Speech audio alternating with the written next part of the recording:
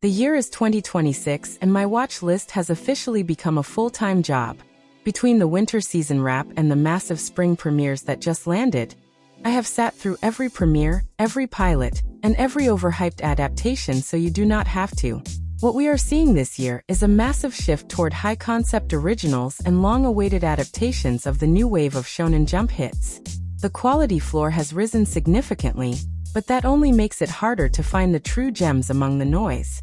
From the jazz-infused streets of a near-future dystopia to the quiet, devastating emotional beats of a thousand-year-old mage, these are the 10 best anime of 2026 so far. We are starting with the sleeper hits that earned their spot through pure heart before moving into the heavy hitters that are redefining animation standards. At number 10, we have The Fragrant Flower Blooms with Dignity.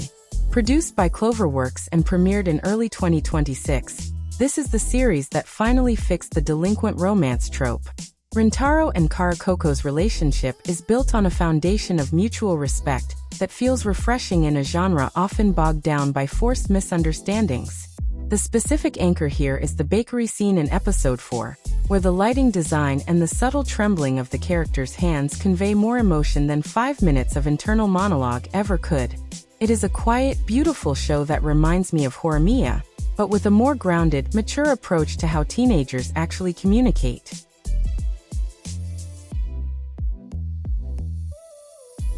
Number 9 goes to Medalist, which concluded its winter run this March.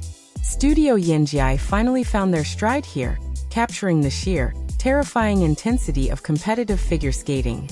Inori's journey is not just about sports, it is about the desperation of someone who was told they started too late. The directorial choice to use wide, sweeping shots during the jumps instead of close-up cuts allows the viewer to feel the speed and the danger of the ice. It draws a direct parallel to Yuri on Ice, but replaces the glamour with a raw, sweat-stained grit that makes every victory feel earned. If you missed this during the winter rush, you need to go back and witness the final performance in episode 12. At number 8, Kill Blue premiered this April and immediately became a fan favorite. Coming from the creator of Kuroko's Basketball, this show at Studio Q has a very specific kind of kinetic energy. The story of a legendary hitman trapped in a 13-year-old body could have been a cheap gag, but it is treated with genuine cinematic flair. The opening by SPA gives it a sleek, high-budget feel right from the first frame. What makes this stick is the choreography of the schoolyard fights, which are handled with the same intensity as a professional assassination mission. Number 7 is the sheer madness of Rooster Fighter. Studio Sanzigen used their expertise in 3D animation to give us a protagonist that is unironically one of the coolest heroes of the year. The way this show frames a common rooster as a stoic, battle-hardened warrior is a work of comedic genius. In episode 4, the battle against the skyscraper-sized monster is a masterclass in scale and impact. It takes a ridiculous premise and executes it with such conviction that you find yourself genuinely cheering for a bird. It is the ultimate wildcard of 2026. At number 6, which Watch from Biberi Animation Studios is the most consistent comedy of the year. Kenta Shinohara's writing is fast, witty, and deeply referential, and the anime adaptation keeps that spirit alive. The magic is always a secondary concern to the absurd social situations the cast finds themselves in. Episode 7, which features a high-stakes game of supernatural tag, is some of the funniest content I have seen in years. The voice acting is particularly strong here, with the lead cast delivering rapid-fire dialogue with perfect comedic timing. Number 5 is the moody and atmospheric Hotel Inhumans. Studio Bridge has created a world that feels both luxurious and terrifying. As a hotel that only serves the world's best assassins, the drama comes from the clash of professional ethics and human desperation. The art direction is the star here, with every room in the hotel feeling like a distinct, lavish set piece. The anchor for this show is episode 6, which follows a retired hitman trying to spend his last night in peace. It is a poignant, episodic story that reminds me of the best parts of Cowboy Bebop. At number 4, Gachiakuta from Studio Bones is a visual revolution. Adapting Kei Urana's unique art style was a massive challenge, but Bones leaned into the jagged, punk rock aesthetic perfectly. The world of the pit is filthy, vibrant, and dangerous. Ruto's growth from a discarded orphan to a powerful fighter is reflected in the evolving complexity of the animation.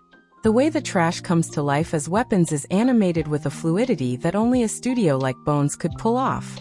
It is a gritty, high-energy ride that feels like nothing else on television right now. Breaking into the top 3, we have the long-awaited Sakamoto Days. Since its January premiere at TMS Entertainment, this show has redefined what action choreography looks like in TV anime. Taro Sakamoto is a retired hitman who just wants to run his convenience store, but his past keeps catching up to him. The fight in the amusement park during episode 4 is a technical marvel, using the environment in ways that feel like a Jackie Chan film. The direction maintains a constant sense of momentum, making every punch and every improvised weapon feel heavy and meaningful. It is the peak of the action genre in 2026, balancing heart and humor with some of the best fight scenes ever put to film. At number middle 2, Lazarus is a testament to why we still need original anime. Shinichiro Watanabe has returned with a sci-fi thriller that feels like the culmination of his entire career. With fight sequences designed by the director of John Wick and a world that feels lived in and dangerous, this is peak television.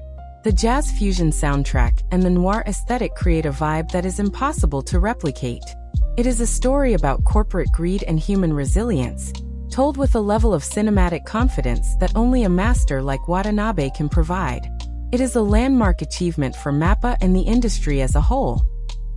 Finally, at number 1, Frieren Beyond Journey's End Season 2 remains the untouchable gold standard. Airing from January to March, this season took the Divine Revolt arc and turned it into a 10-episode masterclass in storytelling.